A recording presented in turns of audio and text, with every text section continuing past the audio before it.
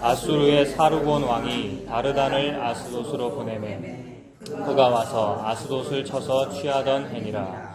그때 여호와께서 아모스의 아들 이사야에게 말씀하여 이르시되 갈지어다 네 허리에서 배를 끄르고 내 발에서 신을 벗을지니라 하시매 그가 그대로 하여 벗은 몸과 벗은 발로 다니니라.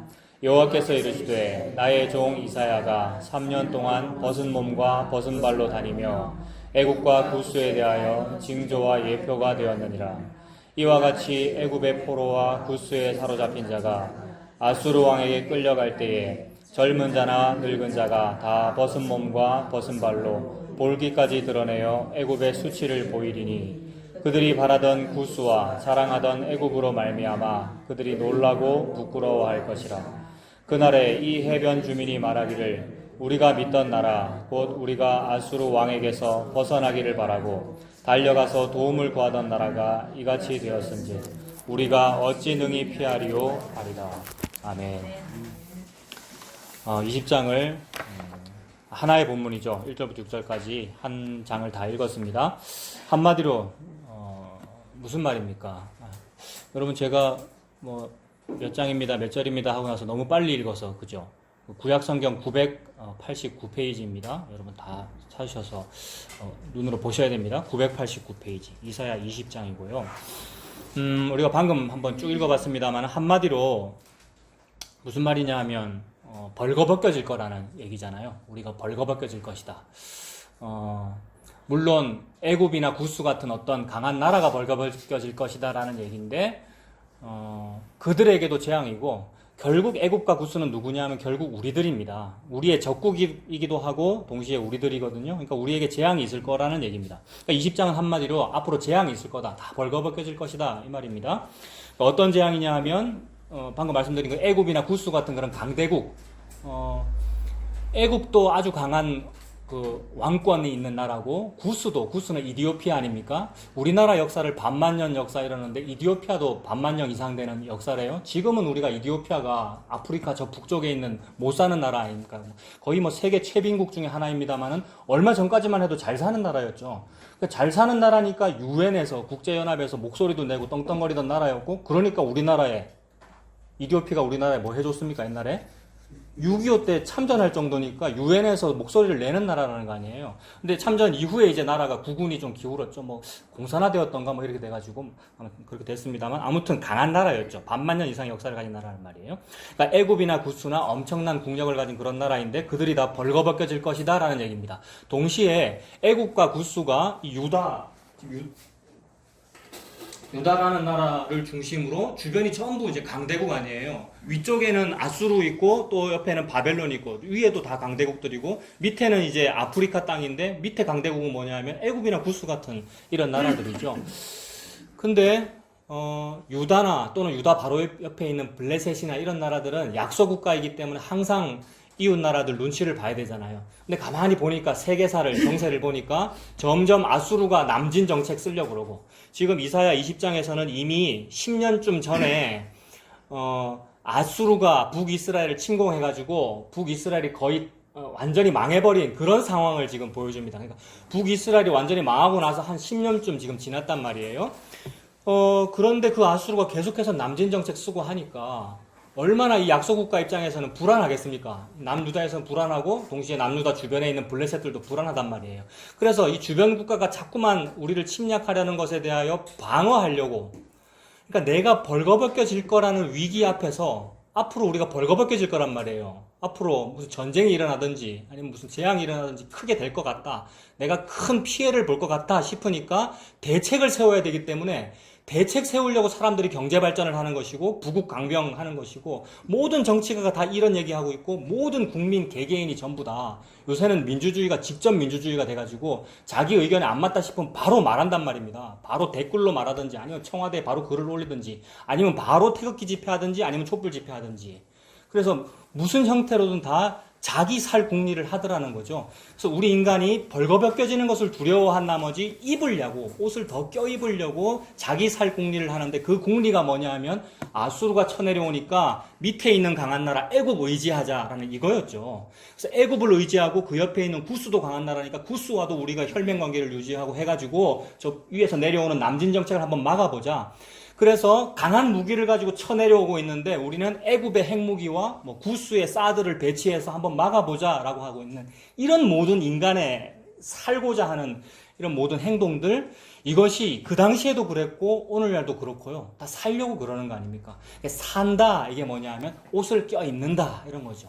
외부로부터 날 보호해야 되니까 옷을 더 껴입어야 되고, 그러고 있습니다. 근데 하나님께서는 이사야 20장에서 뭐라 그러냐면 그 애굽과 구스가 벌거벗겨질 거라는 겁니다. 애굽과 구스를 통해서 우리는 옷 더 잘 입으려고 그러는데 그게 아니고 그 애굽과 구스가 벗겨질 거고, 그렇다면 애굽과 구스도 벗겨지면 하물며 그 애굽과 구스를 의지하려고 했던 블레셋이나 유다도 너희들도 벌거벗겨질 거다라는 그런 얘기죠.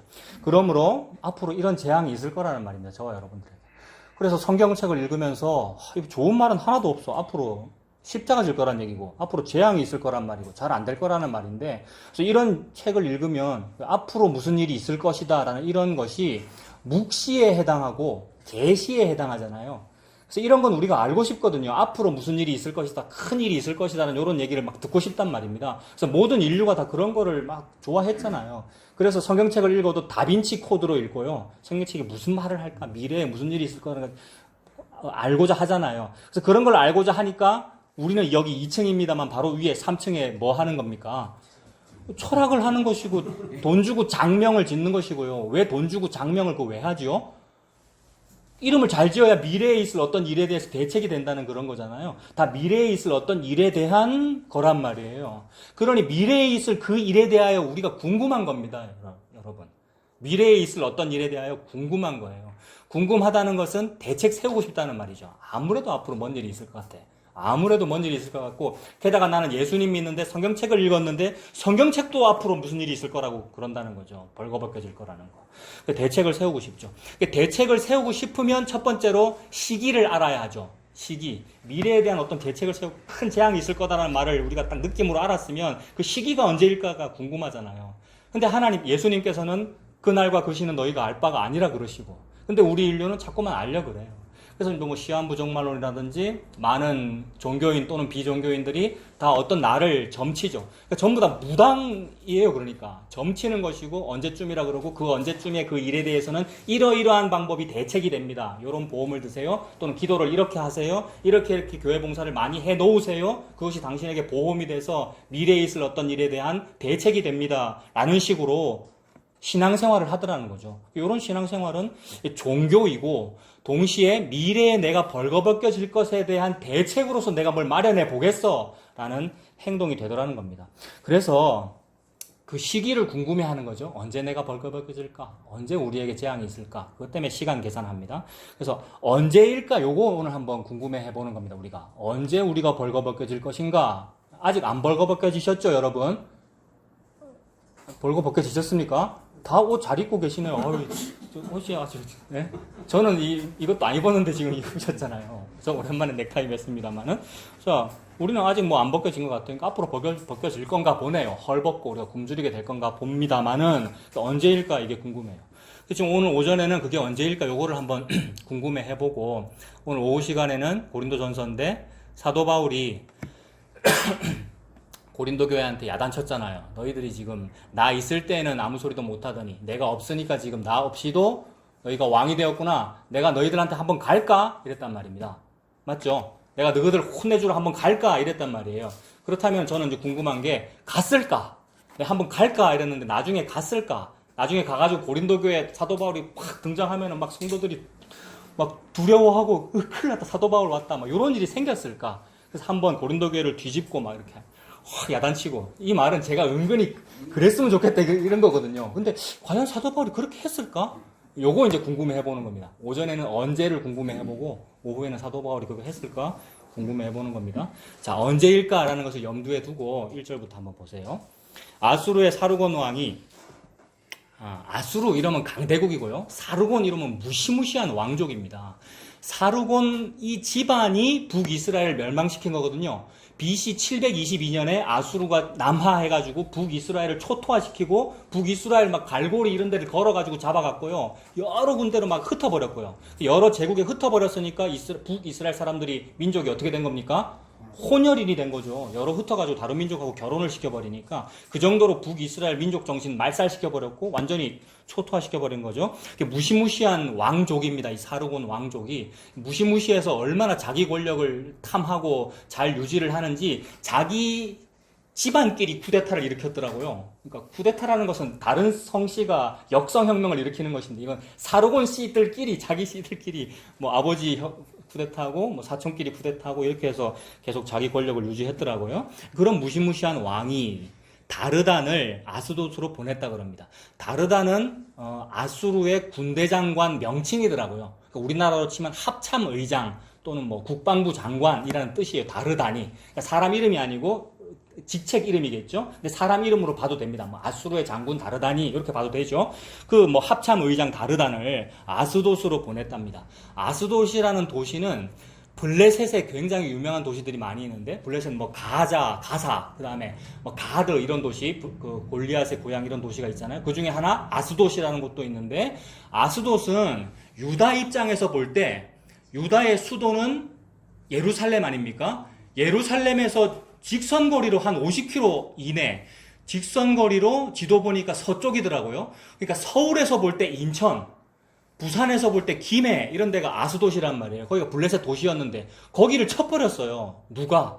그 무시무시한 사르곤 지방의 합참의장이 무기 들고 와가지고 쳐버렸다고요. 이 상황은 지금 남유다에서 볼 때 무시무시한 거죠. 우리 서울 바로 옆에 인천에 핵폭탄 터졌다 이 말이잖아요. 그런 상황이에요 지금.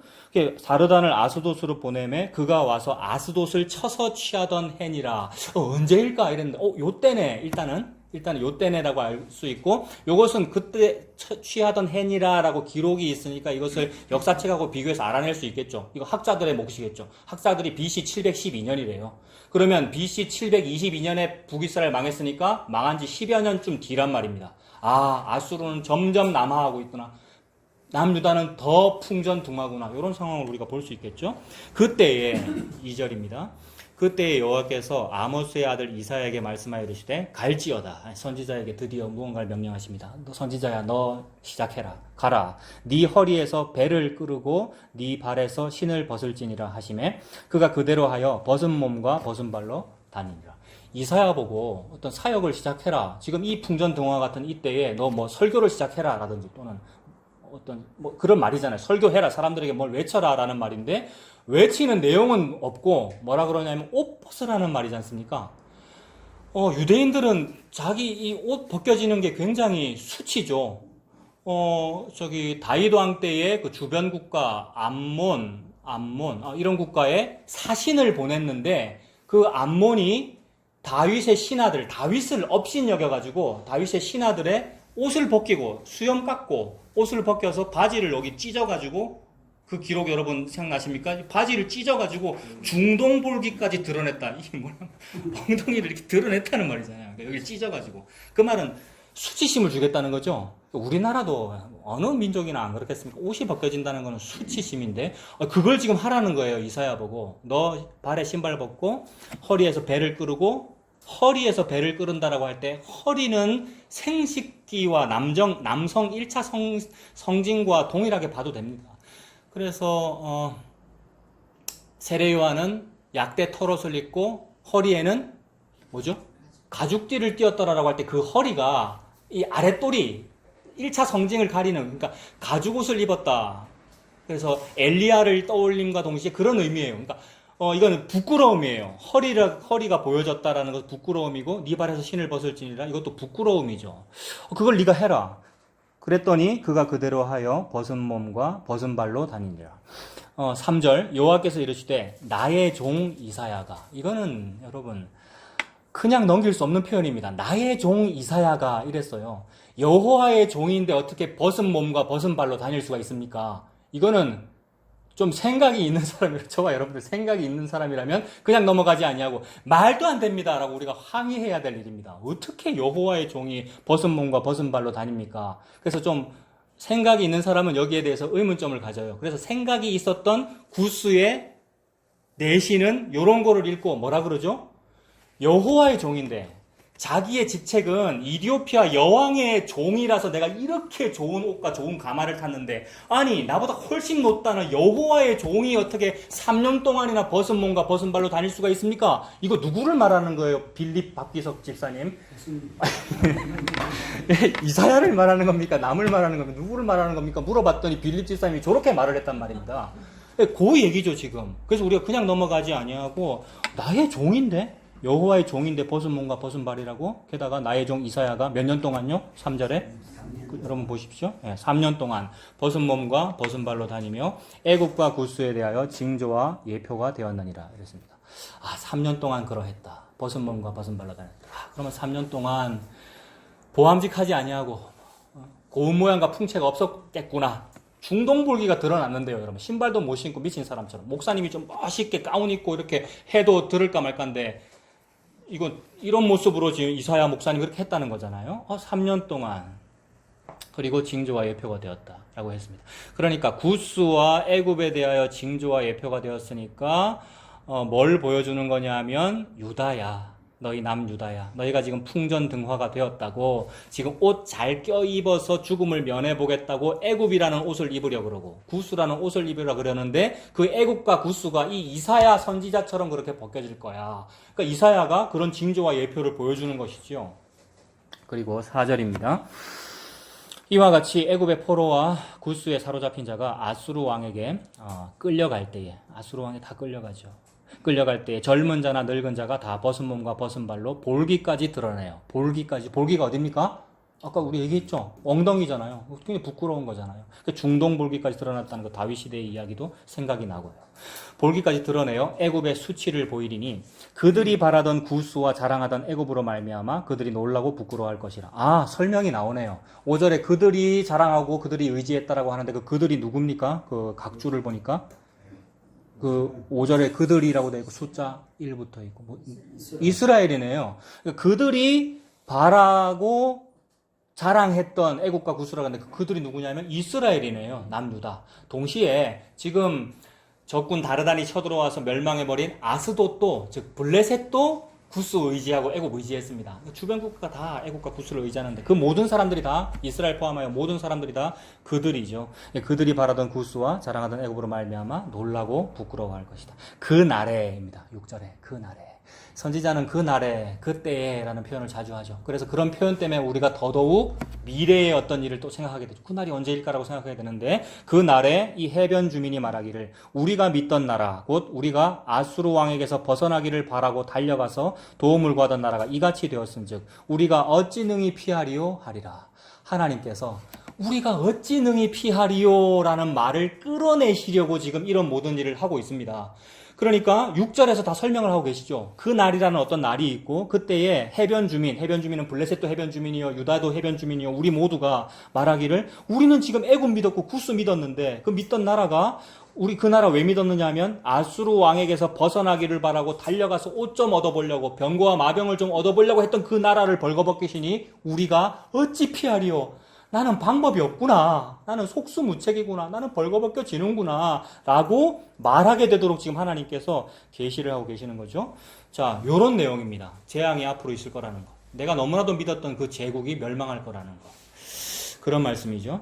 그러므로 언제일까라는 것이 궁금해요. 언제일까요?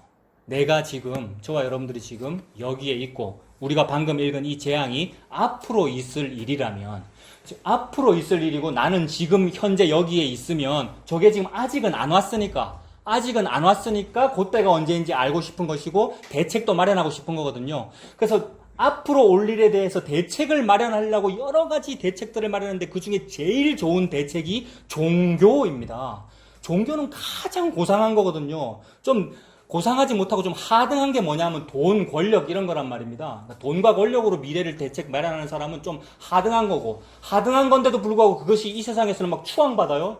저 사람은 든든하겠다. 돈이 너무 많아서. 저 사람은 미래에 재앙이 일어나도 든든하겠다. 무슨 기업체 회장님이라서 이럽니다만 그거는 하등한 거고 그거보다 좀 더 고상하다는 것 것이 종교인데, 그래서 모든 사람 종교 활동하잖아요. 미래에 대한 투자로.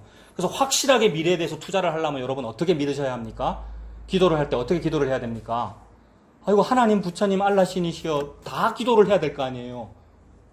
그 든든하지 않아요, 여러분? 그러니까 아무거나 하나만 얻어 걸려도 여러분 보장될 거 아닙니까? 그 종교 생활을 그렇게 하는 거죠, 우리가. 그게 미래에 대한 대책입니다. 이 모든 것이 지금 나는 여기에 있고 재앙은 미래에 있으니 그 미래가 아직 오기 전에 여기서 미리 한번 해보자 라는 건데, 전도서 3장 11절에 읽어드릴게요. 하나님이 모든 것을 지으시되 때를 따라 아름답게 하셨고 또 사람들에게는 영원을 사모하는 마음을 주셨느니라. 이 말씀 우리가 다 알죠. 그러나 하나님이 하시는 일에 시종을 사람으로 하여금 측량치 못하게 하셨다 이랬지요. 그러니까 영원을 사모하고 미래도 알고 싶고 또 대책도 세우고 싶어서 종교도 가지고 합니다만은 그때가 언제이며 시작이 언제고 끝이 언제인지를 알지 못하도록 하셨다는 말입니다. 그러니까 이것을 측량할 수 없게 하셨다는 말씀은 내가 거기에 대하여 미리 영향을 끼치지 못하도록 하셨다라는 뜻이죠. 그 영원 또는 그 재앙, 그것이 저기에 있다면 내가 여기서 대책도 마련하고 종교도 믿고 미리 대책을 마련해서 미리 영향을 끼치려 할 텐데, 측량치 못하게 하셨다는 말은 네가 전혀 미리 영향을 끼치지 못하도록 하셨다는 말이니까 내가 어찌할 수 없다는 거죠. 그 일에 대하여. 그 사건이 벌어지는 것에 대하여 내가 그거를 가감할 수 없다. 더하지도 못하고 빼지도 못하고 나는 어찌할 수 없다라는 것이니까 그야말로 나는 피조물이고요. 그 일에 대하여. 그야말로 나는 그 일에 대하여 주권자가 아니고 피조물이고 당하는 사람이고, 이런 말씀을 지금 하시는 거죠. 그것이 측량할 수 없게 하셨다라는 말씀의 뜻입니다. 그래서 이걸 말을 바꾸면, 오늘 말씀에 적용하면 내가 벌거벗겨지는 일에 대하여 나는 무능력하다는 말입니다. 모든 사람들이 벌거벗겨질 거라는 것에 대하여 불안해가지고 안 벌거벗겨져야지 이라면서 대책을 마련하려고 하는데, 하나님은 측량할 수 없게 하셨다라고 말씀하셨으니까 그 말은 너 벌거벗겨지는 일에 대하여 네가 할 수 있는 일이 없어. 네가 벗으려고 하고 싶어서 벗는 것도 아니요, 입으려고 한다고 해서 입어지는 것도 아니야 라는 말씀이네요. 우리가 어찌할 수 없다라는 말씀이죠. 그래서 벌거벗겨지는 일에 대하여 나는 무능력하다는 것이 저와 여러분에게 이미 다 증명이 됐습니다. 언제 증명이 됐느냐 하면, 태어나고 싶어서 태어난 사람이 없다는 거예요. 우리는 태어나고 싶어서 태어난 사람이 없습니다. 그리고 태어날 그때에 이미 벌거벗겨져 있었고요. 옷 입고 태어나신 분 아무도 없죠. 우리가 태어날 때에 벌거벗겨져 있었잖아요. 그 말은 내가 그렇게 벌거벗겨진 채로 태어나는 것을 내가 선택하지도 아니했고 옷 입으려고 노력할 수도 없었고 그렇다는 말입니다. 그래서 태어날 때 이미 벌거벗겨져 있었다라는 그 말이 말씀에서는 뭐라 그러냐면, 시편 51편 5절에 다윗이 그러죠. 내가 죄 중에 잉태되었나이다. 그죠? 내가 모태로부터 죄 중에 잉태되었나이다. 죄악 중에 출생했고 죄 중에 잉태되었다. 이게 벌거벗겨져 있다는 뜻입니다. 내가 죄인이다라는 말이 벌거벗겨져 있다는 말입니다. 그래서 다윗의 신하들이 중동불기가 엉덩이가 드러나서 부끄럽다, 이 말은 죄가 드러나서 부끄럽다, 나의 죄가 가려지지 아니하고 드러난 것이 부끄럽다, 이 얘기거든요. 그 죄라는 것은 꼭 죄 이것뿐만이 아니라 허물이고 무능력함이고 가치 없음, 이런 모든 거란 말이에요. 이거 드러나지 않게 하려고 우리가 치장을 하는 것이고 가치 있어 보이려고. 근데 그게 드러난 그게 죄고 무능력이고 벌거벗겨짐이죠. 이미 우리가 태어날 때 여러분 무능력하잖아요. 태어날 때. 태어나는 그것도 내가 선택하지 아니하였고 옷이 벗겨져 있었다라는 것이 저와 여러분의 무능력을 보여줍니다. 그러니까 나를 벌거벗기시는 그 일에 대하여 나는 불가항력이다. 여러분, 이거 전부 교리입니다. 장로교회의 교리가, 여러분, 문자로 막 읽고 있는 그게 아니고 복음을 한번 표현해 보려는 노력이었는데, 그 노력이 가상해서 노력을 보면 안 되고 복음을 보면 되는 거죠. 복음 보고 장로교 교리를 보니까 그 불가항력적 은혜라는 말, 이거 복음 얘기하는 거네. 전적 타락이라는 말, 이거 복음 얘기하는 거네. 전적 타락이 무슨 말이에요? 내가 태어나고 안 태어나고 내가 선택 못했다, 이 말입니다. 내가 벌거벗겨지고 안 벌거벗겨지고 선택 못했다, 이 말입니다. 왜요? 전적으로 무능력하는 바람에 입을 가치도 없었고 입을 힘도 없었고 벗을 힘도 없었다, 이 말입니다. 내가 아무것도 못했다는 말이죠. 그래서 나를 벌거벗기시는 일에 대하여 저는 불가항력입니다 라는 것이 신앙의 고백입니다. 믿음의 고백은 주님께서 저를 벌거벗기시든지 입히시든지 하는 일에 대하여 저는 속수무책입니다. 불가항력입니다. 라는 것이 믿음이 큰 것입니다. 이게 신앙의 고백이거든요. 이 신앙의 고백을 이끌어내시기 위하여 하나님은 20장 1절부터 6절까지 쓰신 거예요. 그래서 6절에서 하나님의 결론을 하나님의 열심으로 이끌어내셔요. 그게 신앙 고백이라 그랬습니다. 그러므로 6절 끝에 한번 보십시오. 뭐라고 신앙 고백하는지. 6절 끝에 뭐라고 신앙 고백하죠? 우리가 어찌 능히 피하리요. 이 놀라운 깨달음이고 신앙의 고백이에요. 언제 이걸 깨닫죠? 내가 믿는 애국과 구스, 내가 믿는 나, 즉 유다가 벌거벗겨질 때에 내가 어찌 이것을 피하리요. 아 맞네. 내가 엄마 뱃속에서 죄 중에 태어나서 옷도 못 입고 난 그것이 맞네요 라는 요 고백을 이끌어내시려고 너는 벌거벗겨져 있어 라는 것을 보여주시는 겁니다. 그래서 하나님께서 하나님의 종 이사야를 보고 너 벌거벗어라. 그래서 벌거벗은 선지자이죠. 그 벌거벗은 선지자가 3년간 그걸 보여준 겁니다, 여러분. 그래서 언제일까라는 것을 우리가 궁금해했는데 언제일까라고 열심히 계산해봤더니 언제냐 하면 언제가 아니고 이미네요 라는 걸 깨달은 겁니다. 이미. 옛날에 이미 태어날 때 그랬고 태어날 때보다도 더 거슬러 올라가면 태초 이전에 원래 그랬네요. 태초 이전에 나는 원래 무능력이네요. 원래 나는 벌거벗겨져 있었네요. 라는 것에 깨달아지더라는 겁니다. 그래서 창세기 2장 25절에 아담과 그의 아내 두 사람이 어떻게 됐습니까? 창조될 때에 벌거벗었으나 부끄러워하지 아니하니라 하잖아요. 아담과 그의 아내 두 사람이 벌거벗었으나 부끄러워하지 아니하니라입니다. 그러니까 이미 벌거벗었다. 이미 저와 여러분은 벌거벗었다. 그러니까 이미 너는 벗은 존재야 라는 것을 드러내시려고 선지자야. 너 벗은 몸과 벗은 발로 다녀라. 이미 우리가 죄인이다라는 것을 드러내시려고 선지자야. 너 창기와 결혼해라. 미가 선지자야. 너 벗은 몸으로 다녀라. 에스겔 선지자야. 너 똥으로 불을 피워서 밥해 먹어라. 여러분 에스겔 보고 똥 옛날에는 똥이 땔감이기도 했잖아요. 바짝 말리면. 근데 유대인은 그거 땔감으로 안 쓰거든요. 왜냐하면 우리는 거룩하니까. 근데 에스겔 보고 그 유대인을 보고 너 똥을 말려서 그걸 땔감으로 해서 밥해 먹어 이랬단 말입니다. 그럼 무슨 말이에요? 너는 똥으로 밥해 먹을 존재도 사실은 못 돼라는 말이죠. 우리가. 그 정도로 우리가 비참하다, 벌거벗었다라는 걸 드러내시려고 각 선지자의 각 조상들에게 여러 부분과 여러 모양으로 우리의 현 주소를 드러낸 겁니다. 그래서 벌거벗었음을 알도록 만드시는 거죠. 그래서 그 모든 말씀의 근원으로 올라가 보니 우리의 순서로는 창세기가 제일 처음이니까 창세기 2장 25절에 아담과 하와가 벌거벗었구나. 원래 그렇구나. 근데 이상한 것은 벌거벗었으나 부끄러워하지 아니하리라 이거죠. 지금은 우리가 벌거벗겨짐을 이토록 두려워해가지고 막 두렵잖아요. 벌거벗겨짐 두려우니까 우리가 치장을 하는 것이고 아담 하와도 그때 선악과 먹고 나서 무화과 나무를 가리고 했던 거잖아요. 지금은 우리가 벌거벗겨짐을 이토록 두려워하지만 그때 저 때에는 부끄러워하지 않았다고 합니다. 그때에는 부끄러워하지 않았다라는 말씀은 복음을 말씀하십니다. 그러니까 복음의 원본이 그렇다는 거죠. 벌거벗겨져 있는데 부끄러워하지 아니했다는 말입니다. 복음을 말씀합니다. 왜 그게 복음이냐 하면 신랑하고 신부가 함께 있으니까 부끄럽지 않더라는 겁니다. 아담과 하와를 창조하시고 하나님 말씀하시는 것은 아담이 신랑이고 하와가 신부인데 두 사람 벌거벗었으나 부끄러워하지 아니한다. 그러니까 신랑과 신부는 둘이 함께 있을 때 벌거벗겼으나 부끄러워하지 아니하는 것이 마땅하죠. 그래서 모압 여인 룻이 보아스의 발치 이불을 덮을 때에 사실 인간적으로는 부끄러운데 부끄럽지 아니하는 거죠. 오히려 그 이불이 나를 가려주는 것이고 뭘 가려주는 겁니까? 나는 태생이 모압 여자라는 것, 나는 태생이 금오수를 섬기는 여자라는 것을 죄악을 가려주는 일이기에 이 부끄러움이 부끄럽지 아니한 것이죠.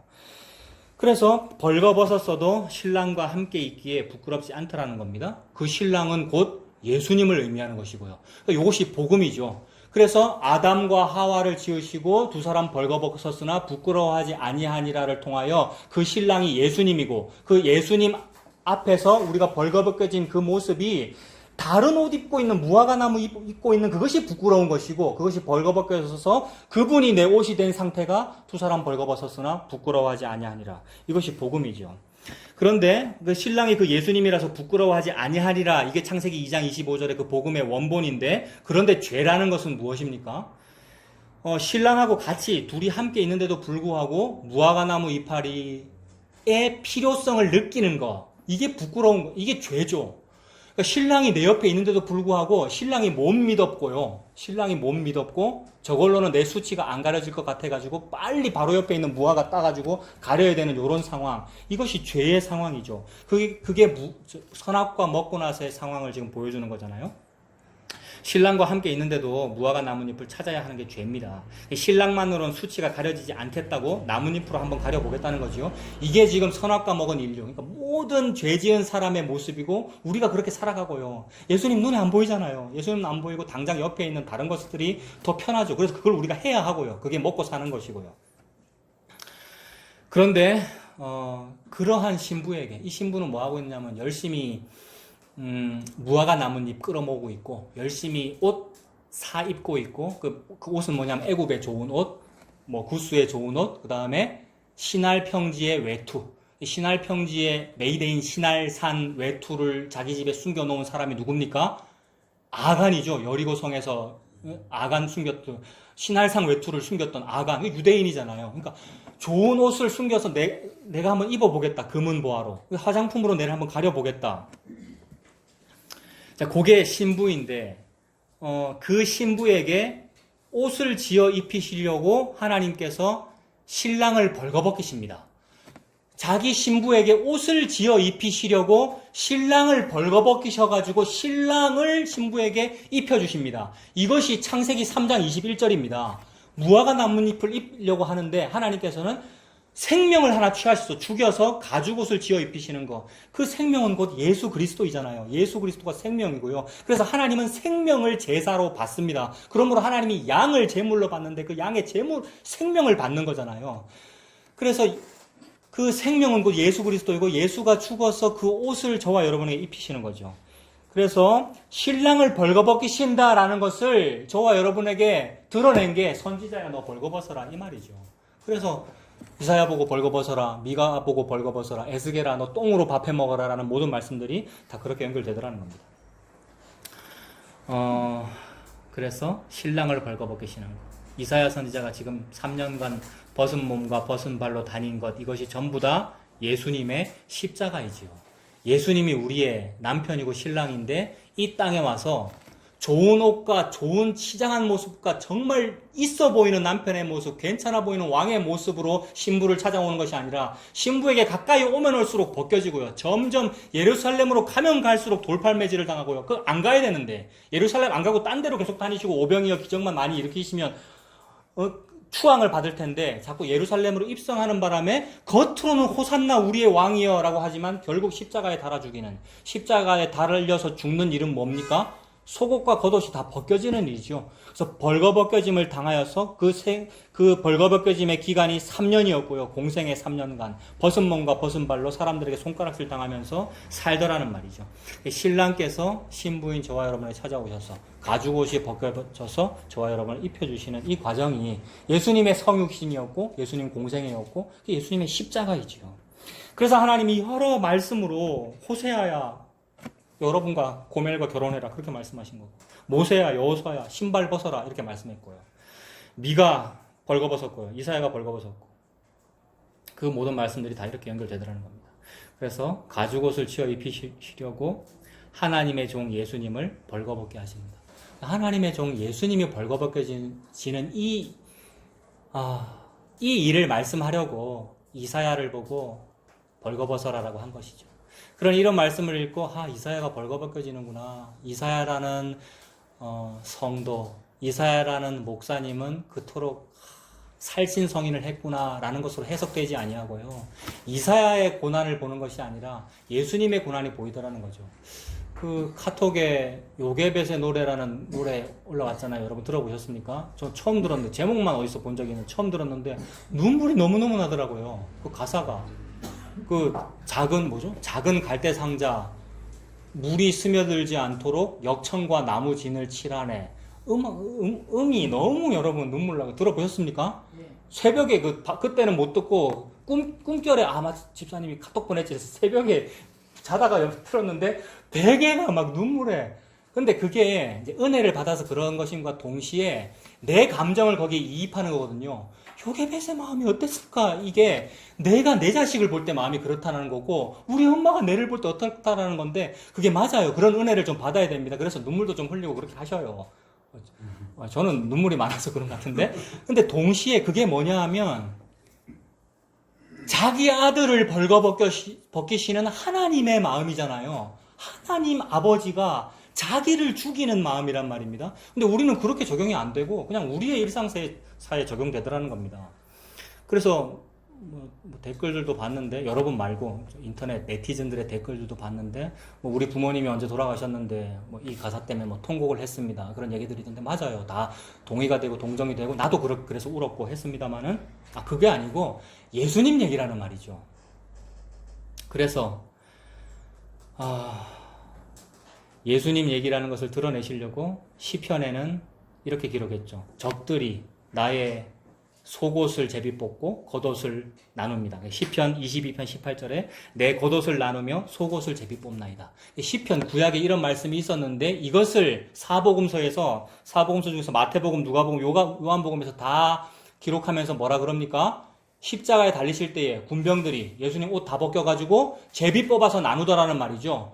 제비 뽑아서 옷을 나눠서 죄인들이 입었습니다. 죄인은 누구냐면 우리잖아요. 우리가 예수님을 벌거벗겼고요. 우리 때문에 예수님이 벌거벗어야 했고 벌거벗겨진 그 옷을 우리는 제비 뽑아서 나눴습니다. 근데 이 모든 일은 하나님이 했죠. 그러면 하나님께서 옷을 제비 뽑기 해서 저와 여러분에게 나눠줬다는 말이죠. 우리가 출애굽해가지고 제비 뽑기 하여서 땅을 얻었는데 그 땅 얻은 게 그게 무엇입니까? 예수님을 그렇게 얻은 거죠. 이 죄인에게 남편을 주기 위하여 이 고멜에게 신랑을 주기 위하여 제비뽑기에서 내게 줬다는 말입니다. 제비뽑기라는 말은 이 신부의 상황을 보지 아니하고 제비 뽑았으니까 눈 감고 뽑는 것이니까 창기임에도 불구하고 너무나도 아름다운 너무나도 훌륭하신 내 아들인 남편을 주겠다, 신랑을 주겠다. 제비뽑기에서 얻었다. 근데 우리는 떵떵거리면서 누가 얻는가 보자라고 하면서 주사위 던져가면서 얻는 군병의 모습이더라는 거죠. 남편을 그렇게 주는 얘기구나. 그 남편이 나 옷 입히려고 그렇게 벌거벗었다는 얘기구나. 이렇게 적용이 됩니다. 그래서 그 제비 뽑아서 분배받은 그 땅, 그 12지파 이야기잖아요. 신약에서는 12사도이고 그것이 결국 성도들이고 그것이 교회이고 교회를 입히기 위하여 교회가 참된 거처 되기 위하여 거처다, 옷을 입힌다라는 말은 무엇입니까? 옷이 우리의 거처 아니에요. 이 옷에 우리가 거하는 거 아닙니까? 그래서 거처이고 그 거처가 곧 구약식으로 말하면 성전이고 그 성전이라고 하는 거처에 하나님께서 사시겠다는 말이고 그것을 우리 복음으로 얘기하면 보이지 아니하는 교회이고요. 그 교회에 예수님께서 머리가 되시는 것이고 그것을 예수님이 마련하시는구나. 어떻게 해요? 십자가에 죽으셔서 올라가시면 거처를 마련하시는 것이고 그 거처를 마련하시니라고 예수님 죽으셔서 성령님을 저와 여러분에게 부어주시는 것이고요. 그래서 성령님께서 임하시면 거기가 성전입니다. 그걸 보고 보이지 아니하는 교회라고 하고요. 그런 이 모든 것이 옷이고 거처이죠. 이런 옷을 보고 우리가 옷이라 그러는 거죠. 요걸 보고 옷이라 그러는 것이 아니라. 그래서 그 옷, 그 교회를 저와 여러분에게 지어 입히시려고 예수님을 주신 것이죠. 그러니까 예수님이 우리의 옷이고 우리에게 부어진 성령님이시고 예수님이 머리이신 그 교회, 보이지 아니하는 교회가 저와 여러분의 옷입니다. 그러므로 교회는 벌거벗었으나 부끄럽지 아니하도다. 맞습니까, 여러분? 교회는 벌거벗었으나 부끄럽지 아니하도다. 이게 창세기 2장 25절이잖아요. 하와가 아담하고 같이 있으면 벌거벗었으나 부끄럽지 아니하도다. 그래서 정말로 사랑하는 남녀면, 정말로 사랑하는 부부면 신혼 첫날 밤이 너무 아름다운 것이고 그래서 성은 아름답다라고 우리가 성교육에서도 그렇게 표현하는 것이고 그 벌거벗음이 부끄럽지 아니하다. 복음의 원본을 말하는 거구나. 신랑과 신부를 말하는 거구나. 이 비밀이 크도다. 나는 교회와 그리스도에 관하여 말하노라. 그래서 교회가 그리스도 앞에서 네 옷 입은 거 그게 부끄러운 거야. 내 옷은 뭡니까? 후화가 남은 이파리 옷이죠. 남의 웨딩드레스 입은 것이 부끄러운 거야. 너는 왜 예복을 안 입었니? 이렇게 되는 거죠. 어린 양의 혼인잔치 때. 그래서 예수 그리스도라는 옷이 그게 예복이구나. 그러면 주인의 즐거움에 참여할지 들어와라 혼인잔치에. 이렇게 되는 거죠. 그래서 교회는 이 세상에서 볼 때는 벌거벗었으나 부끄럽지 아니합니다. 예수님께서 계시기 때문에. 가진 것이 없으나 부끄럽지 아니하도다. 모든 것을 가졌기에. 그럼 모든 것이 뭡니까? 인간은 무화과 이파리 지어 입는데 하나님은 가죽옷을 지어 입히시니라가 모든 것을 주시니라잖아요. 가죽옷이 예수 그리스도이고 모든 것을 주시니라가 이미 창세기 3장 21절에 있다고요. 그것이 원본이라는 얘기죠. 아, 예수님이 가죽옷이고 예수님이 모든 것이구나. 그렇다면 그 예수님이라고 하는 옷을 입었다. 예수님 믿는다. 이 말은 아무것도 없는 자 같으나 모든 것을 가진 자로다. 이 말씀이죠. 그래서 그 복음 말씀하시는 겁니다. 그래서 그 복음 말씀하시려고 예수님이 너를 위하여 벌거벗었어라는 걸 보여주려고 이사야야 벗은 몸과 벗은 발로 다녀라. 그것이 이사야서 20장이었습니다. 근데 그 당시에 유대인도 그렇고 오늘날 믿는다는 우리 모두도 그렇고 부끄럽지 않도록 해보겠다고 애굽을 의지하죠, 여러분. 우리가 종교를 의지하고 세상을 의지합니다. 그렇게 애굽 의지하면 어떻게 됩니까? 이 말씀들은 제가 읽어드릴게요. 애굽을 의지하면 이사야 30장 3절에 그러므로 바로의 세력이 너희의 수치가 되며 애굽의 그늘의 피함이 너희의 수역이 될 것이다. 여러분, 아무 대책이 안 된다는 말이죠. 애굽 믿고 종교를 믿어서 미래에 어떤 든든한 대책을 마련하려고 하는 것이 우리가 지금 장차 그런 일이 있을 거라 그러는데 그래 장차 있을 그 일에 대하여 아무런 대책이 안 됩니다. 수치와 치욕이 된다는 말이죠. 이사야 30장 5절도 그들이 다 자기를 유익하게 못하는 민족을 인하여 수치를 당하리니 그 민족이 돕지도 못하며 유익하게도 못하고 수치가 되게 하며 수욕이 되게 할 뿐이니라. 여러 가지 우리가 믿는 대책을 마련해 놓았으나 미래에 수치가 될 뿐이래요. 옷도 아닌 걸 입고 있네 이렇게 될 거라는 거죠. 근데 예수님을 입으면 그것이 우리의 두루마기가 되어서 입으면 너 혼인 예복을 입었구나 라는 칭찬을 듣게 될 것입니다. 그래서 누구 수치 당하게 될 그런 옷을 입고 있니? 라는 이런 말씀으로 이사야 55장 2절은 너희가 어찌하여 양식이 아닌 것을 위하여 은을 달아주며 배부르게 하지 못할 것을 위하여 수고하느냐? 내게 듣고 들을지어다. 그리하면 너희가 좋은 것을 먹을 것이며 너희 자신들이 기름진 것으로 즐거움을 얻으리라. 좋은 것이 뭐고 기름진 것이 무엇입니까? 예수님 자기 자신이고 동시에 예수님이 십자가에 죽으시면서 부어주시는 그 성령님이 좋은 것이고 기름진 것이에요. 좋은 거 달라고 우리가 그렇게 바랐는데 그것을 저와 여러분에게 주셨죠. 주시는 그 일이 예수님의 3년간의 벌거벗음이었고 십자가라고 하는 벌거벗음이었고 저와 여러분들은 제비뽑기로 그것을 얻었습니다.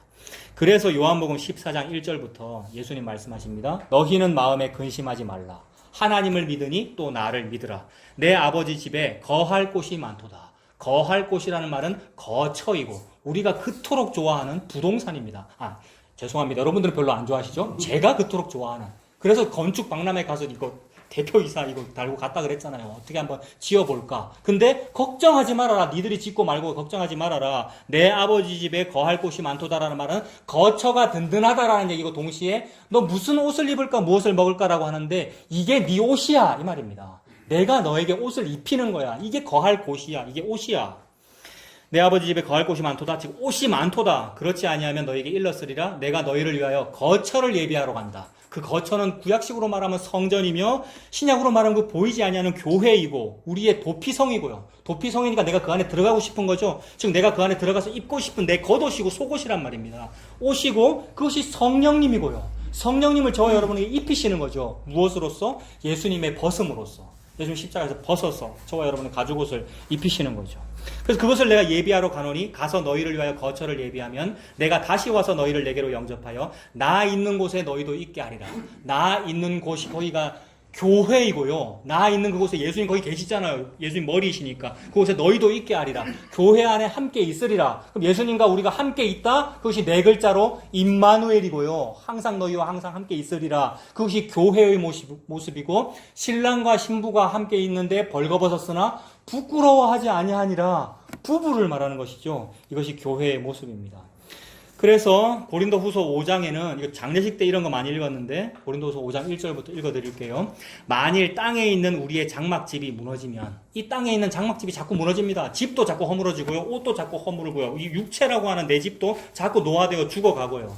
장막집이 무너지면 하나님께서 지으신 집 곧 손으로 지은 것이 아니요 하늘에 있는 영원한 집이 우리에게 있는 줄 아느니라. 참으로 우리가 여기 있어 탄식하며 하늘로부터 오는 우리 처소로 덧입기를 간절히 사모하노라. 덧입기를 사모한대요. 여러분 이 땅에서 막 입는 걸 우리가 많이 사모했는데 그게 중요한 게 아니고 하늘로부터 오는 처소 그 옷을 입기를 우리가 간절히 사모한대요. 이렇게 입음은 우리가 벗은 자들로 발견되지 않으려 함이라. 벗은 자들로 발견되는 일도 있다는 말이죠, 여러분. 장차 예수님께서 보실 때 산자와 죽은 자를 심판하실 때에 다들 나 옷 입었죠. 내가 이렇게 예수님을 믿었죠. 내가 이렇게 종교 생활을 했죠라고 내가 잘 입었죠라고 할 때에 너는 왜 벗고 있니? 너는 벗은 자로 발견되네. 이렇게 하는 날이 있다는 거죠. 근데 우리가 이 하늘의 처소로 더 입으려고 간절히 사모함은 그날에 벗은 자로 발견되지 않기 위함이래요.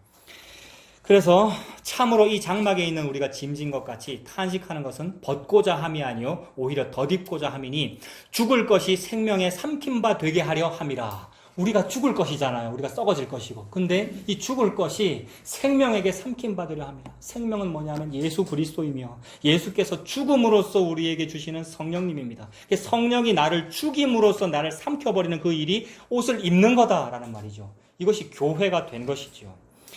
죽을 것이 생명에 삼킨 바 되게 하려 함이라. 곧 이것을 우리에게 이루게 하시고 보증으로 성령을 우리에게 주신 이는 하나님이시니라. 요렇게 되는 거야. 이게 창세기 2장의 그 부부를 말하는 것이고 이것이 요한계시록의 어린 양의 혼인잔치야 라는 것을 보증으로 주신 것이 성령님이랍니다. 그 성령님을 주시기 위해 십자가에서 예수님 죽으셔서 그 성령님을 저와 여러분에게 주셨지요. 그러므로 우리 여러분 뭐 하면 됩니까? 그 예수님 믿으면 되지요. 성령님이 저와 여러분에게 임했다는 말은 예수님을 믿는다는 의미이지요. 그래서 누가복음 12장 27절에 예수님께서 이렇게 말씀했죠. 백합화를 생각하여 보라. 실도 만들지 않고 짜지도 아니하느니라. 이거 아까 찬송 불렀죠, 여러분. 마실 때도 이런 찬송 부를 겁니다. 백합화를 한번 생각해 봐라. 실도 만들지 아니하고 짜지도 아니하느니라. 그러나 내가 너희에게 말하노니 솔로몬의 모든 영광으로 입은 것이 이 꽃 하나만큼 훌륭하지 못하였느니라. 오늘 있다가 내일 아궁이에 던져지는 들풀도 하나님이 이렇게 입히시거든 하물며 너희일까 보냐? 믿음이 적은 자들아. 우리가 믿음이 적어요, 그죠? 믿음이 작습니다. 그래서 믿음이 작으니까 믿음 작은 너희 이 형편없는 부족한 너희들아, 부족하니까 네 옷 믿지 말고 부족하니까 좋은 옷 믿어라. 안 부족한 옷을 믿어라. 그분이 예수님이며 우리의 신랑입니다. 그러므로 교회여 성도여 아궁이에 던져질 들풀도 입히시는 하나님께서 성도인 우리에게 혼인 예복을 입히십니다. 그 옷이 곧 예수님입니다. 그 예수님 믿고 사는 저와 여러분 되시길 바랍니다. 기도하겠습니다.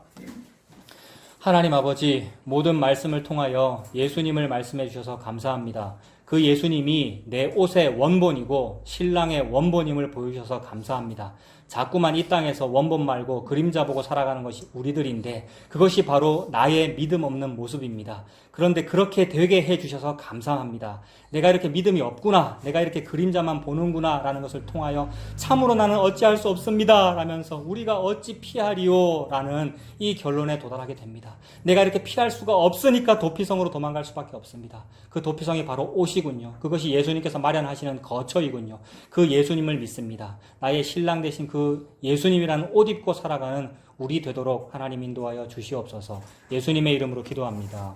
아멘.